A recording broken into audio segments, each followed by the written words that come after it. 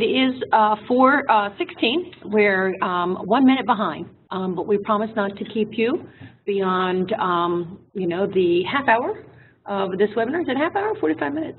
Half hour. Half hour. I think we'll cover it and hopefully have opportunities for more sharing as we go through. This is our third webinar for the school year. Today we want to talk about, as a follow-up to information about AT consideration, where we talked about the sets and talked about the written productivity, DCOAST writing protocol. I had to correct myself after all these years of saying written productivity profile, and also the UPAR. So we're going to follow that up with some information on AT documentation and implementation. And yes, we're going to continue to talk about the release of the Read and Write Toolbar and how are we, promoting it, informing our students. And we are recording. Did you want to do the disclaimer that if we ever have any case study scenarios, we won't use student names? So just for that, guys. Okay. And I see we have Diana coming on, so welcome. There we go, our agenda for today. We kind of went over it a little bit. We're going to talk about promoting our Read and Write Toolbar to our stakeholders, and that includes our teachers, our students, and our parents that are out there, as well as... Right, and I didn't say all teachers. I could have indicated all teachers, because it is important that not just our special education teachers know, but our gen ed teachers. So just throwing that out. So we want to see how we're getting that information out in our school buildings and promoting its use with our students that meet our criteria, which we'll talk about a little bit more later. We're going to think about connecting with our AT liaisons. So we're not having as great a turnout as we would like with our webinars, and we wanted to talk a little bit more about the webinar, a place to post our webinars and videos that you guys can look at to promote any of our professional development that we're offering as well, and then looking at our different opportunities to seek priority enrollment for our AT liaisons and their schools to be part of this course that we're hoping to offer in the spring. So that's our agenda for today. All right, so in promoting the Read and Write Toolbar to stakeholders, a lot of things have been going on our end at the Hyatt office. We have been holding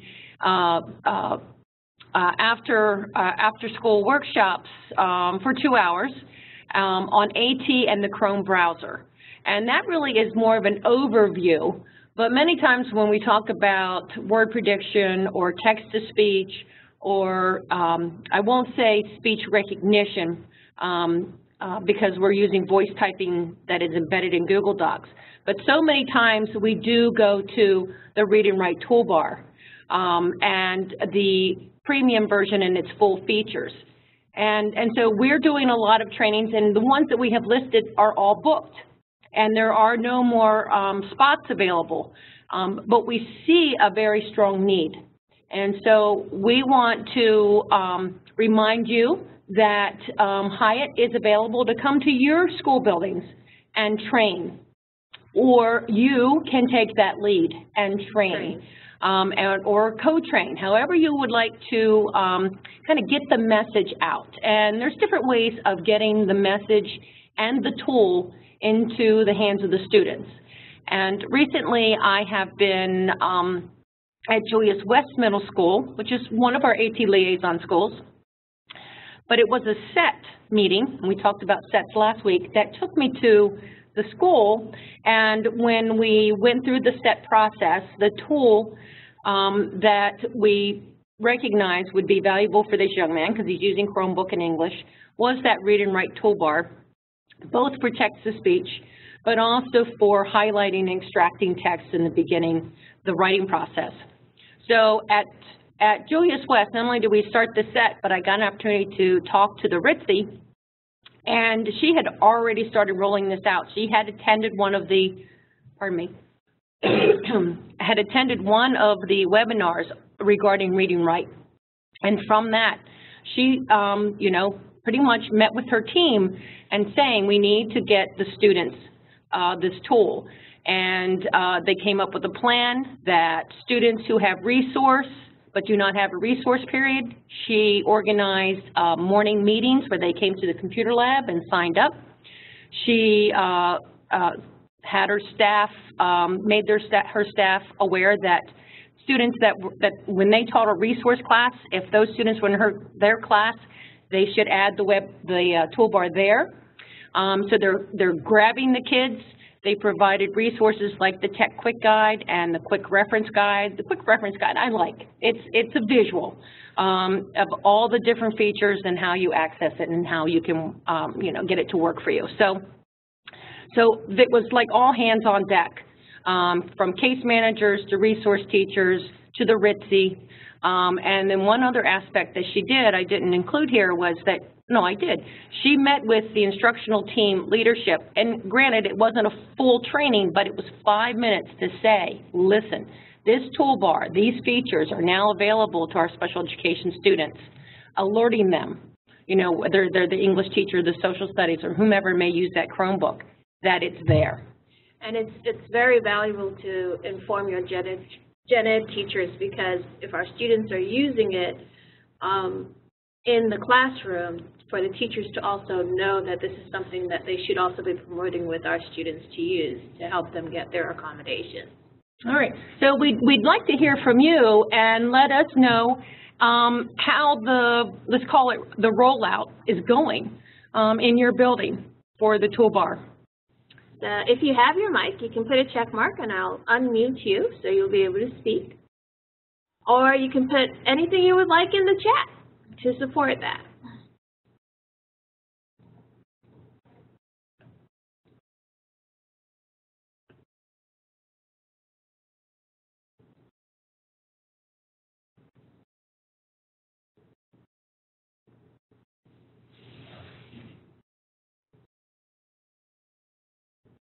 Have you guys had an opportunity to work with your own individual case management to get them on board with the Read and Write Toolbar? Okay, so Kwa said that she definitely has at least 6th grade with the Toolbar. Oh, very good, Jen. I'm glad. Well, Jen actually sent this to us privately, and Jen reported that their special education resource teacher came around and made sure all of the kids, the kids who qualified, had that toolbar. And Diana has checked on the 2nd through 5th grade kids, and they have it already. That's good. All right. Hey, oh, there. Thanks, Jen. And some are using it, but we are trying to formalize the process, and I understand that. Marcella said the 5th graders are using it. Marcella, you need to change yours to all participants, so it's not just privately, so everybody can see your message. And Kwa mentioned that, that the students are getting familiar with it, and that you worked with a few paraeducators. I have to give a shout out to the paraeducators. I know at one of the more recent AT in the Chrome browser, I would say over 50% of my audience was paraeducators, because they are the ones sitting and supporting the students many times through the writing process. And so they are pursuing the information. And the students are helping the paraeducators as well, so that's great, Kwa. Yeah. Having that work in both directions. That's Anybody able to share with the whole school the toolbar to make sure everybody's aware? Yes. Very good, Diana. It is about making an informed decision, on the toolbar. And I know many of this, grades are working on research projects right now, and it is a great tool to support that process. And being able to teach them how that tool works, how is it going to work for them, and reflecting on its value. Okay, and Abby said that She wasn't able to participate at the last webinar, which is fine, but they're working on a way to get it out to all the Learning Center teachers and paraeducators. And I do want you not to forget at Sally Ride to include your gen ed teachers, as well as, I believe you guys have LAD there, I could be wrong, LAD teachers as well, so that they're also using with their students. Right, and again, I'll offer our services to work with you or for you, and getting the information out on the toolbar to the teachers. And it's great to start small, Abby, to start with the Learning Center teachers first. That's a good starting point. And if anybody, I forget, someone said Diana said any suggestions. In terms of rolling out, if you're able to get on an ILT meeting or some kind of staff meeting where you can at least share the information with everybody in the school, so we know that everybody at least knows about the toolbar, then it could be easier to try to roll it out grade by grade or student by student with other teachers being aware of the process. That could be one way to think about rolling it out in a school. My goal is to start with my third graders and then teach my students as well. Great. All right, and it was an advantage at Julius West Middle School where the students were in the resource class, and we went through the process of having them add it from the web store, the Chrome store, and then working through it, just doing an introduction. Of course, Alice advised me, give them 5 minutes to play and explore, get through some of the little sillies, and then pulling them back. But then we actually progressed through that toolbar and talked to them about how those tools work and how they can work to support their writing and reading. So, in terms of reaching students, I personally think it's a little easier in a secondary setting where you're secured by period day. Thinking about it in an elementary setting, if you were able to if you pull students out, maybe that will be a time to be able to introduce the toolbar to them. Okay. So you want to really think about that process, because the toolbar is only available to some special education students. Not every special education student may have the toolbar available to them. They would need to meet certain accommodations, which is Scribe. Scribe, thank you. Scribe, having a read-to, and then if they have speech-to-text or word prediction, which is all under one category, which I always forget. Right, or the spelling and grammar as well, and access to any computer. Yeah, so those categories are where the student would have the toolbar readily available with all the premium features. Everybody gets the basic toolbar, which is the text-to-speech toolbar. Okay, so I just wanted to make sure I say that again, just to make sure everybody had that information. Okay, anybody else have anything else they would like to share? Well, just a question for you, Alice, is that, our students, essentially the toolbar is waiting for the students who have been identified and qualified, and that data was pulled from the IEP. So if you can choose to, if you're not sure who has, has that accommodation, Jen, you may, again, communicate more to your special education teacher, but pull that data themselves, do that check, and create a list of students. You can have, how you're able to pull all your accommodations for your students. You can definitely look and see which students should possibly have it. It's not automatically there on the Chromebook. Thank you for asking that question, Abby. What it is that they have that available so that if they go to the Chrome store and download the Read and Write Toolbar extension, when they install it on the Chromebook, or if it could be the Chrome browser, it doesn't have to be the Chromebook itself, then they'll have the premium toolbar, not just the basic toolbar. So there is something that the student has to do first. unless they'd already installed it like last year. Then if it's there, then it will be there. But they have to install it to have access to it. Right, and then also on the slide, it's getting that info out to parents, and your schools may have a newsletter or however you are promoting information to those parents. Again, that's invaluable. And the other thing for, in terms of promoting it with parents, is knowing that the student has it available both at school and at home, because as long as they sign in using their Google account from MCPS, that any toolbars or extensions that they have access to at their home computer. So you want to make sure that students understand that, and especially at the secondary level, but at our elementary level, you definitely want to make sure that our parents understand that they have access to this toolbar both at school and at home. Okay. All righty. I'll just put a last call for this particular topic and see if anybody has anything else they would like to share. Okay, want to move on? I think we move on, but be thinking about how you can connect this information with your staff. Yes, definitely try to get it out on your parent newsletter if you have something that regularly goes out monthly.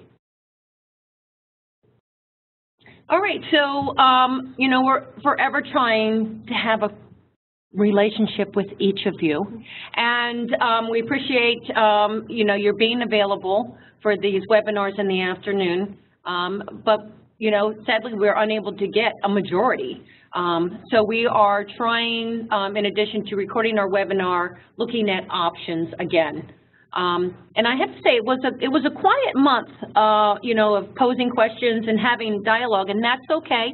It was an active month in terms of read and write. Yeah. So, you know, so hopefully you still feel connected, you know, even if it's webinar to webinar or UDL Tech Tip from UDL Tech Tip, okay, and thinking about how you're promoting, you know, X, Y, and Z. In your building. And please remember, you can always email Cindy and I at any point if you have a question or if something is happening in your building that you would like to share. So we always, when we have our webinars, we always record them. So, and we send the link out to everybody afterwards. So one of the things that we would like to do is maybe have a YouTube channel where we can post them so that they're all in one place.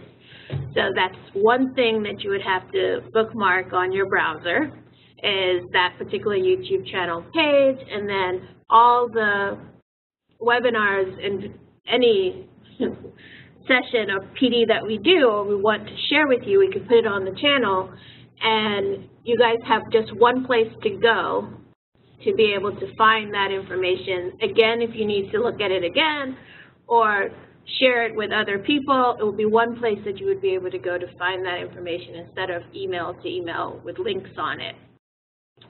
And I guess somebody already said, I like that idea, which was my next part. And we kind of wanted to poll to see how many people think this is something that would be useful and easy for you to use. I chose YouTube because I figured everybody goes out to YouTube for something at some point, so it's something that's familiar. And I see I have Marcella saying they like the idea, Abby's agreeing, and Christina also agreeing. So, and I got a check mark from Qua as an agreement. Everybody's putting a check mark on, so that's good. So one of the things that we will do is create that, and we'll send an email out with the link to the channel for you. I think this will be a good improvement. We probably would still do our webinars, but we may end up recording some of our professional development in terms of topics. Right. And we'll let you guys know. I think Diana is saying yes, she agrees. We pressed it a couple of times. Okay. Diana, that was hysterical. Okay. That was good, though. It got my attention. So we'll have one place to be able to post maybe professional development out there for you. And then you guys will have an opportunity to watch that on your own time, and use that probably to help you do professional development in your building, hopefully.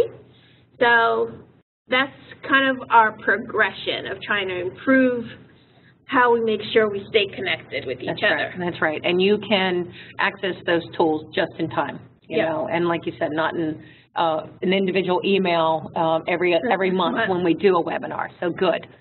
All right, so we have another request out there from our AT Liaison community.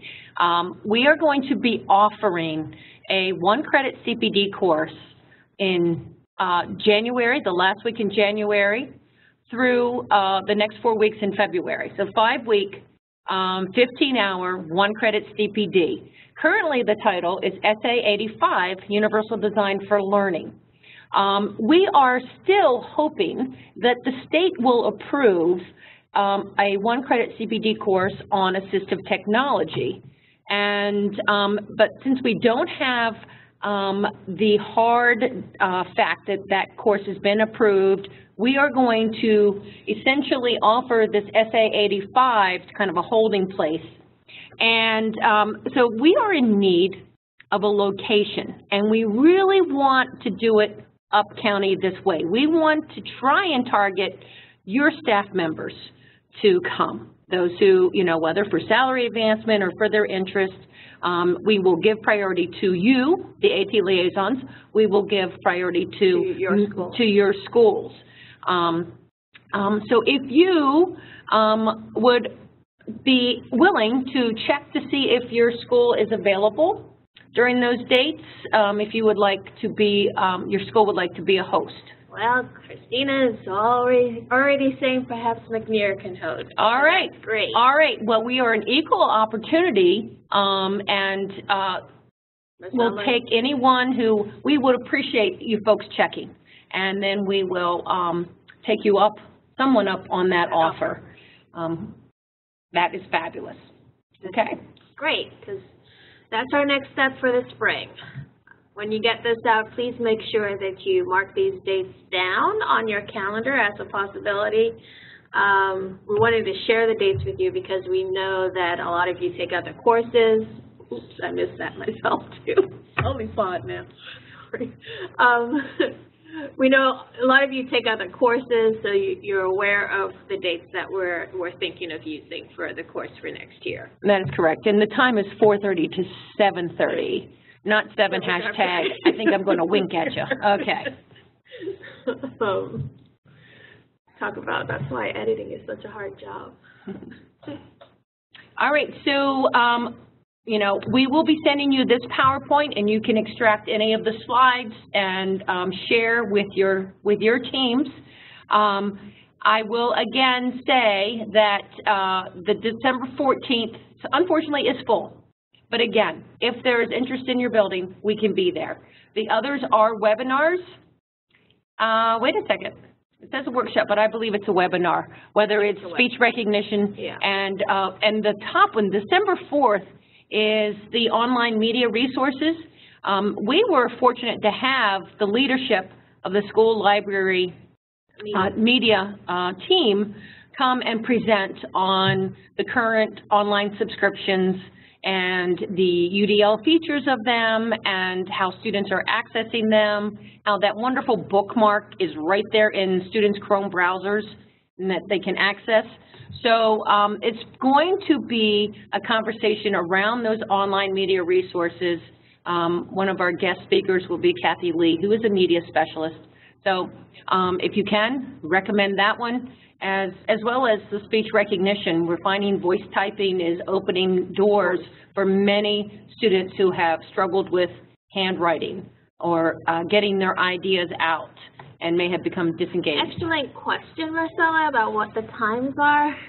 We will have to check and get back to you to make sure that we give you accurate time. Right. I believe they're 4:05, somewhere in there, but we don't want to have you come late or too early. We will check.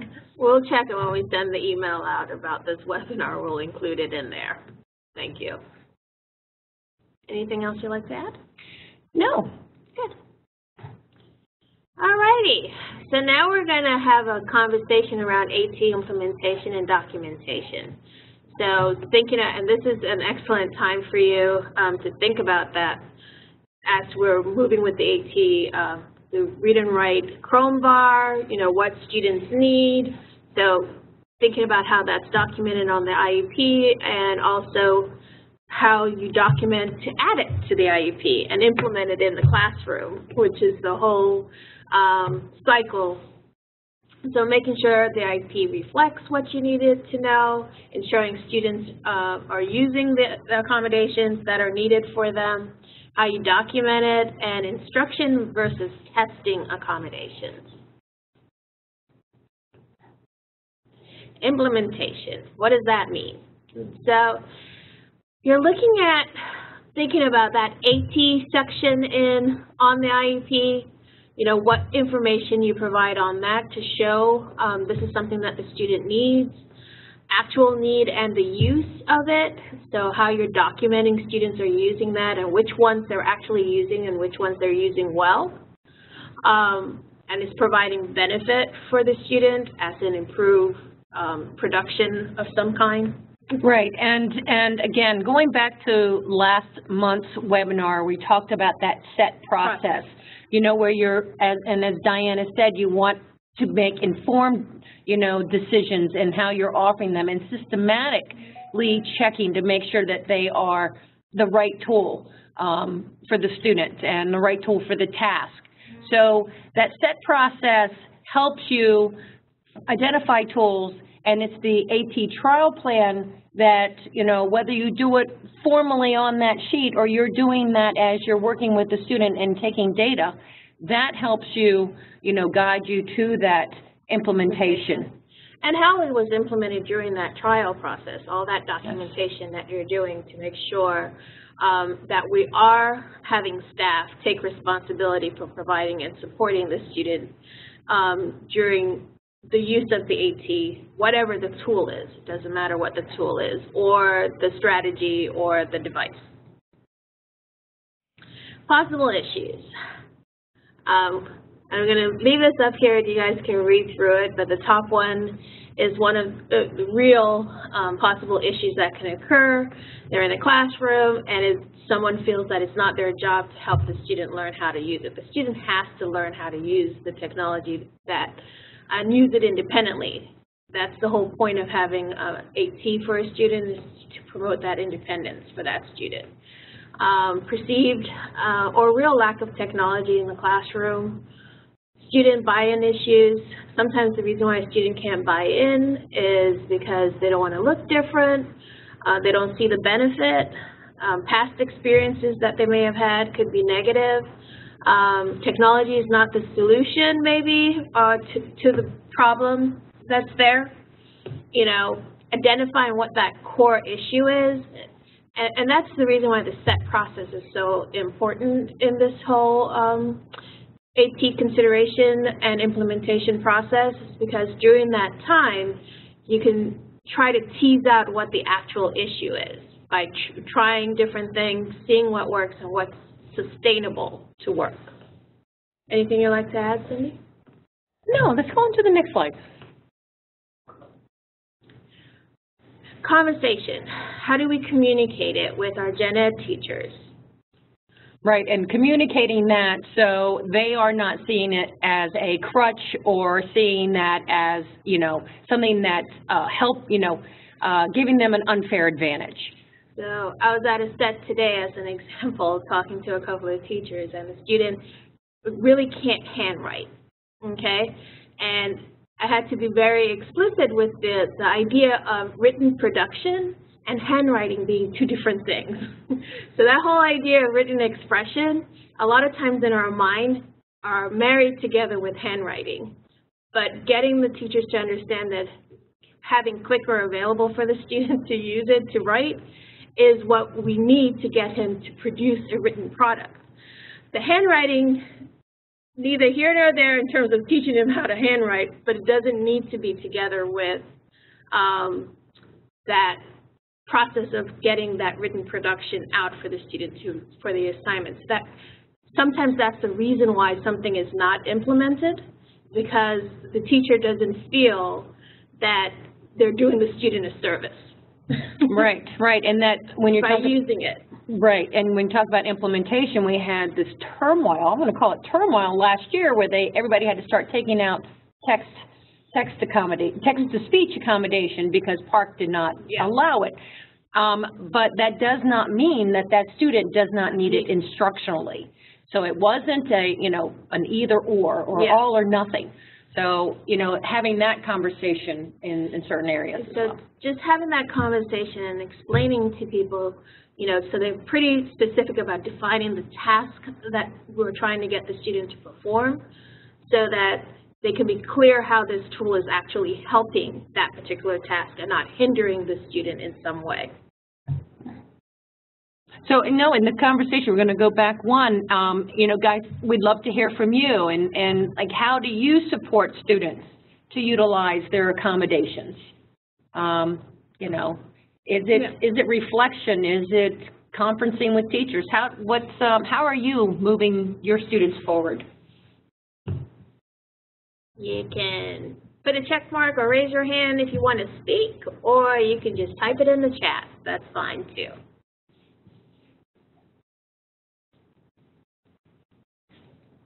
And you guys can comment on any of those kind of questions to get the conversation going. Yeah, anything we've talked about so far, possible issues, implementation, what it means, and that conversation you have with your teachers, both gen ed and special education, because the meeting I was in today, we had both. And that's good.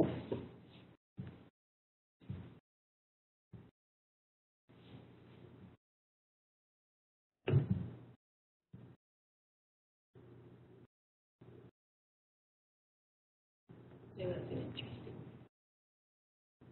It was really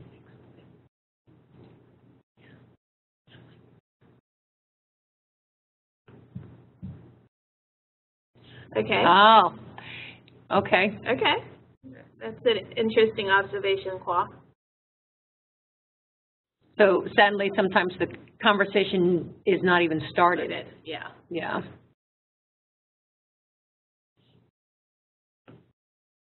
That's quite an honest perspective. I mean, reality. That is true. Mm-hmm.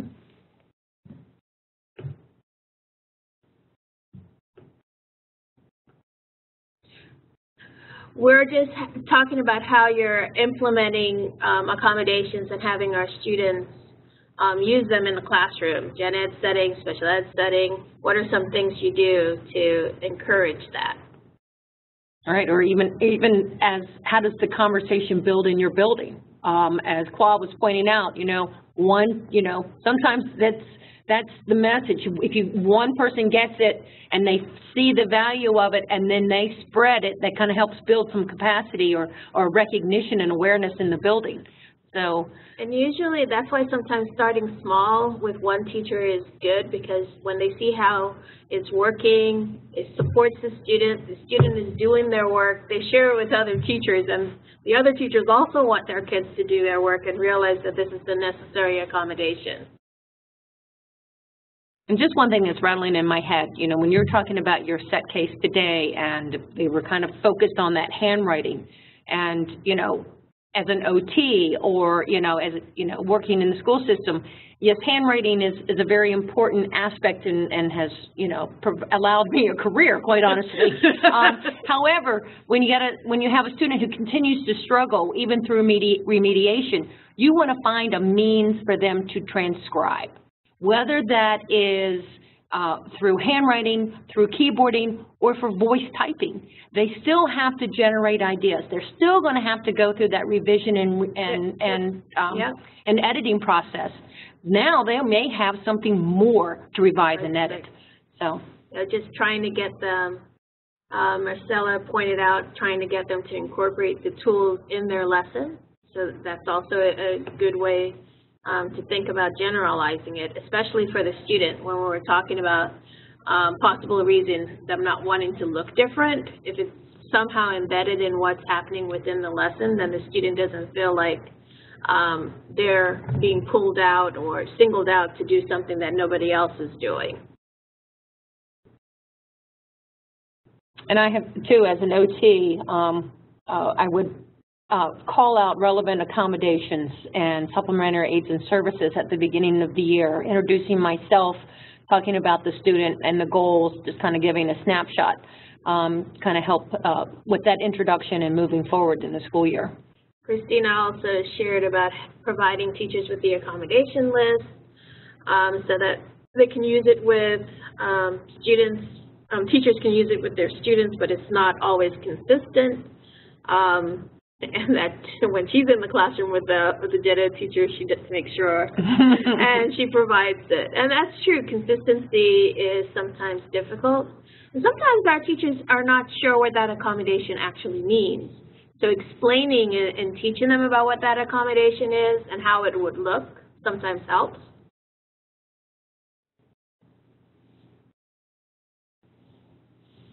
Diana shared that their staff is trying really hard to use it and becoming more comfortable as they keep on using it. Right. So that's good. And we do, yes, and we still have the conversation. We are talking about assistive technology, a technology that is required. And it's more general education teachers use the universal approach, you know, for many of those tools, whether it's text-to-speech, any student can benefit on some of those research articles, you know, whatever. So, so keeping that lens in mind as well is very important as you talk about those accommodations. Okay, so just sharing the training, Qua was saying that having a day where they share the training so they know what speech recognition is, and talking the accommodations through with different departments. So that's good. Can we take a moment and shout out to Qua? We met a new teacher at a new teacher training a month ago, and she identified Qua as her AT liaison and providing in-services. So thank you, Qua. Mm-hmm. Okay. Yeah, it is difficult when things are always changing. That's the ever part of education. Nothing ever stays the same. Ever changing and ever moving. I mean, the pace of, you know, the teachers share what process steps have to be taken, and they have to be done like yesterday, and how it's constantly moving forward. So it's hard for our kids who are still learning these tools to, you know, have an opportunity to, you know, kind of get them under their belt to move forward. So yep, it takes time. Okay. Thank you. Good job.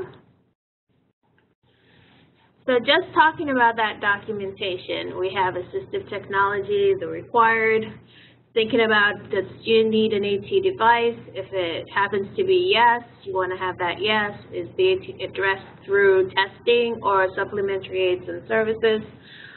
So you really want to think that through, where the AT device is being used. Is it an instructional and testing accommodation, or is it something that's on your supplementary aids and services and program modifications and support? Keeping in mind that when it's under testing and accommodations, sometimes it's just instructional, but sometimes it's a testing accommodation for the students. So all their assessments that are county assessments, they get to be able to use it on. Done state, if it's just Maryland, like the MSA science, that's still going on, or sometimes PARC, depending on what it is. So depending on which ones they are. So just having that documented there. And also, sometimes people need to really think about what training, programming of the device, or maintenance of the device that the student needs to be able to use this AT device that we're saying. Software tool, be it, or an actual device. So we wouldn't necessarily put clicker on the IEP, but we would say electronic word bank, or we would say word prediction, whatever it is that the student needs is what we're going to actually write down. So the actual software wouldn't be on the IEP, but we would want to make sure that we're explicit about what the student needs, and then what kind of service it needs to be able to implement that. Yeah.